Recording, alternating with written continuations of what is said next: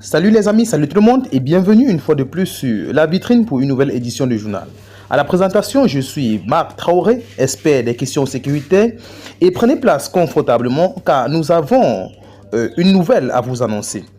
En effet, la situation prend une autre tournure du côté de Niamey.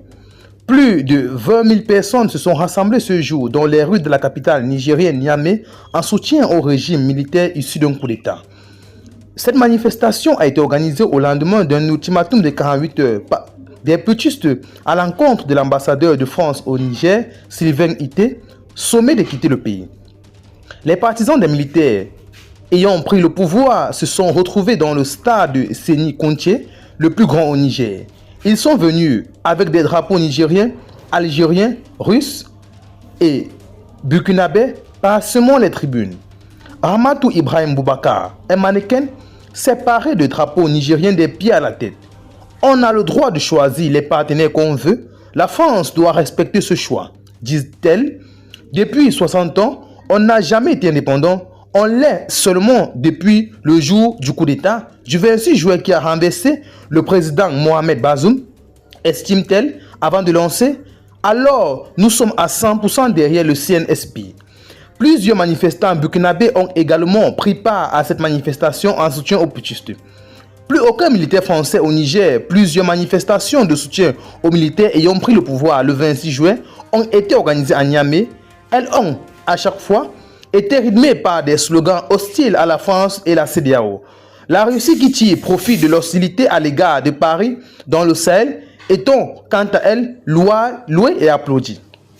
Le combat ne s'arrête que le jour où il n'y aura plus aucun militaire français au Niger, a déclaré à la foule un membre du CNSP, le colonel Ibro Amadou. C'est vous qui allez les chasser, a-t-il dit, en ajoutant, bien sûr, cependant, pour les chasser, ne partez pas à leur ambassade. Après que chacun rentre chez lui, ils vont finir par partir.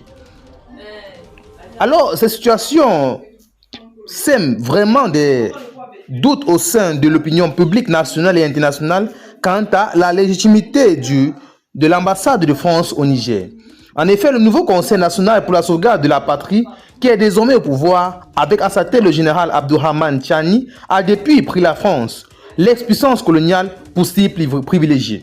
L'ambassadeur de France dans le viseur de la junte, ce nouveau rassemblement en soutien aux putschistes se déroule au lendemain de sa décision d'expulser l'ambassadeur de France au Niger, Sylvain Ité, pour n'avoir pas répondu à une invitation du ministère nigérien des Affaires étrangères, mais pour d'autres agissements du gouvernement français contraires aux intérêts du Niger.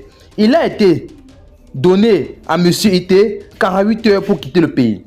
Paris a répliqué en affirmant que les putschistes n'ont pas autorité pour faire ces demandes. L'agrément de l'ambassadeur émanant des seules autorités légitimes nigériennes élues, celle du président Mohamed Bazoum. Décidément, on se rend compte que la France ne veut surtout pas laisser le Niger, ne veut pas perdre le Niger comme elle a perdu le Burkina Faso, le Mali et la Guinée. Alors, dites en commentaire ce que vous en pensez, abonnez-vous à la chaîne et activez la cloche de notification pour ne plus rien manquer.